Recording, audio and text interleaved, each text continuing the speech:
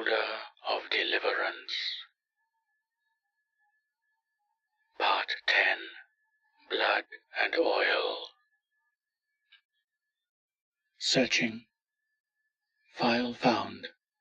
Date December 16, 08. Author J. Quincy. This is my final entry.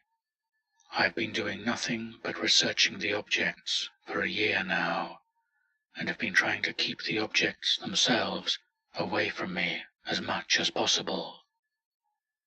Yet, no matter how hard I tried, it's just impossible. I can't remain an outside observer. You can't know about this world and not be affected. It was inevitable. I got my first object half a year ago. It was a pendulum. When I got back from retrieving it from its holder, I thought I was on the verge of insanity. I had an emotional breakdown every other day from the stress. As time went on, it got better, but it never totally went away. Yet, somehow, I never regretted it. It's because of the object. I was already attached.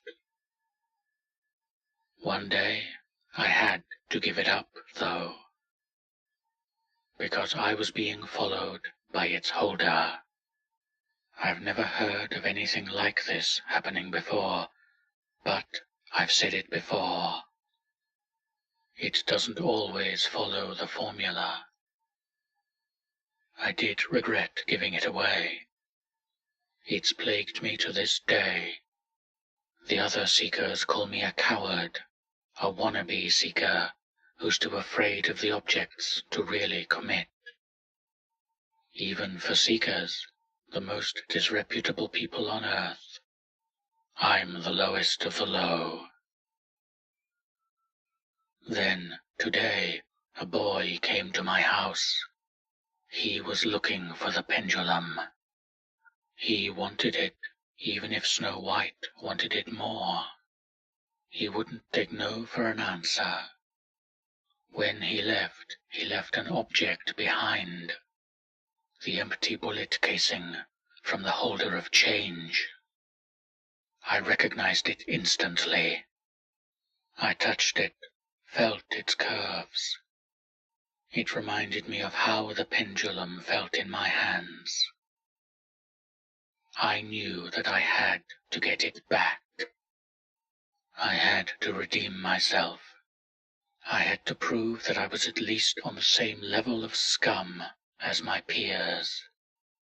No matter who I had to get through, no matter who I must gun down, I will get that object back. My name is Jules Quincy, and this is my last entry. From today on, I'm a true seeker. Goodbye. I don't feel any pain. I vaguely sense that a bullet has lodged itself in my chest, and look down to see the blood running down my shirt, but I don't feel any pain. Though my mind is in a haze, my understanding of the situation is quite clear. This isn't like the test before. I'm not going to wake up totally unharmed. I look up and try to understand why the librarian shot me, but I can't see his face quite clearly now. When I try to take a step forward, the ground rushes up to meet me, and now all I can see is white. My breathing is labored, and blood is dribbling out of my mouth. I manage to raise my head to look at the man standing under the tree, and I try my best to focus on his expression. His face comes slightly into focus, and he's shaking his head as if I'm a child who stuck his hand in the cookie jar one too many times.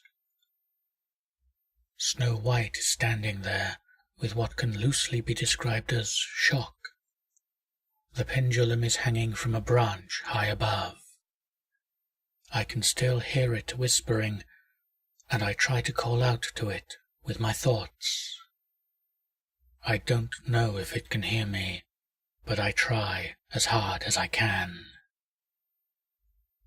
Pendulum, I understand now. It was you that left the message on the wall. You wanted her to save you, even if it meant turning her back into a holder. If she didn't, you would be in such pain. If you let me, I can save you instead. We can protect each other forever and ever. Have I finally come to understand everything? Or do I still not know? What was it the holder of change had told me? What did I come here for? What are the objects? What? I'm slipping. An odd warm feeling is filling my chest, and I only manage to realize I'm becoming delirious for a few seconds.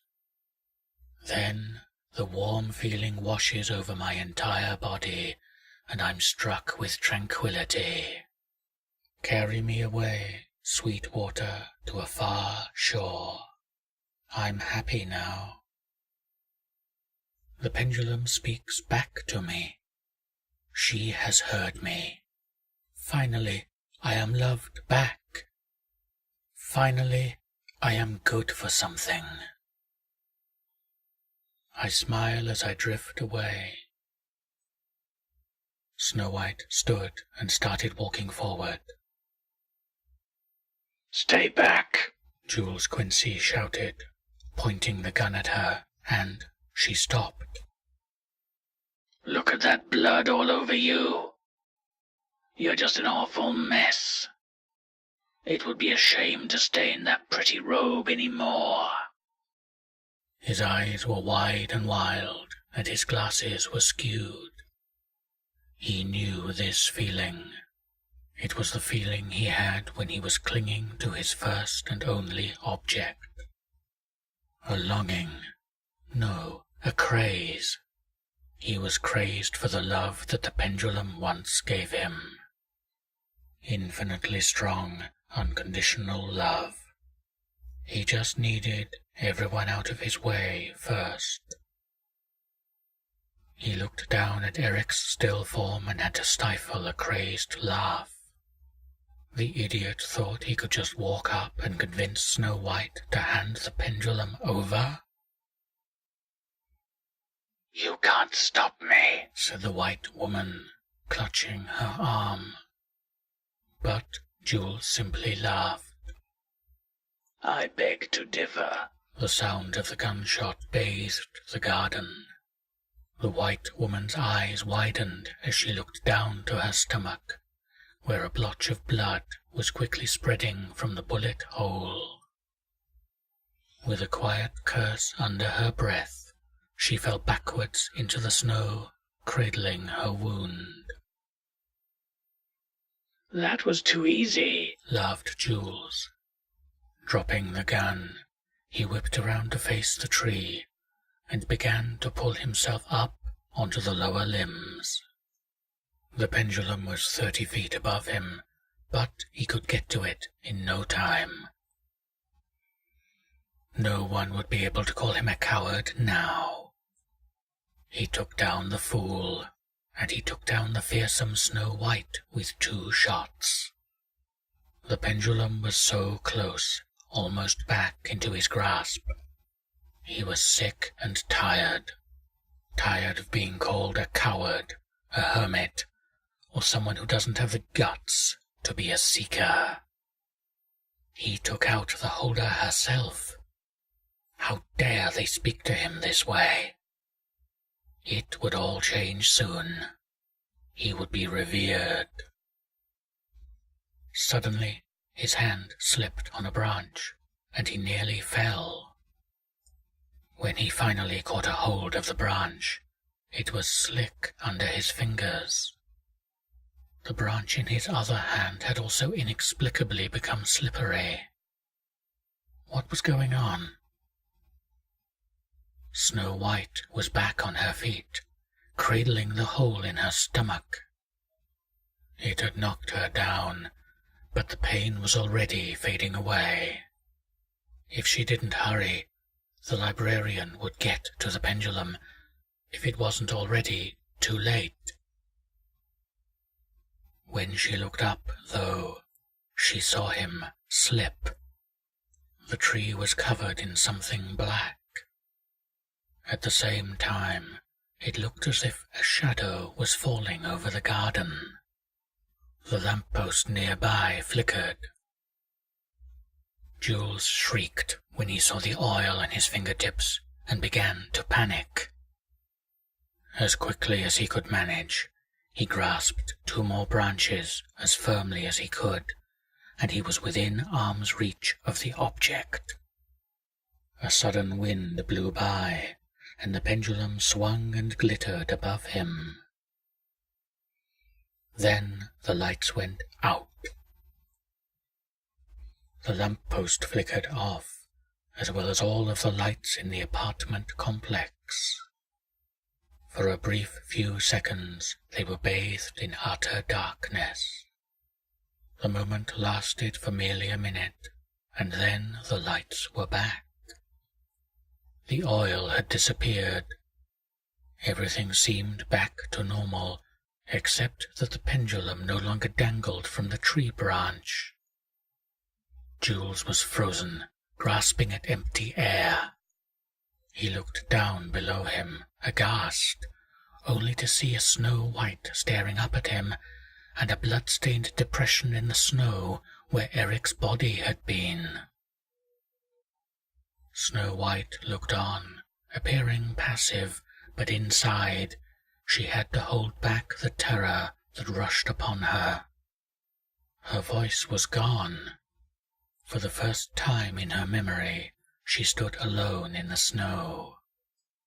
The pendulum's voice no longer cried out. "Save me!" She knew what the boy had done. She knew where he and the pendulum had gone. She just didn't understand why. She loved more deeply for the pendulum than any human could have understood, and they had protected each other. Why did they have to disappear together? She stared down at the depression where the fool had once been, lost for words and lost for thoughts. She did not feel sympathy or gratefulness, just a sudden anxiety and terror. The boy's life was over, and the object that she had protected for so long had left her for good, completely cut off from her. She looked up and scanned her surroundings, as if taking it in for the first time. Above her, the cowardly librarian whimpered in the tree, too afraid to come down from his perch. Snow White looked up at him, and the anger in her face returned. She would not take revenge for the boy, or for her, but for her own self. She would fully expose Jules Quincy's cowardice. She walked toward the base of the tree.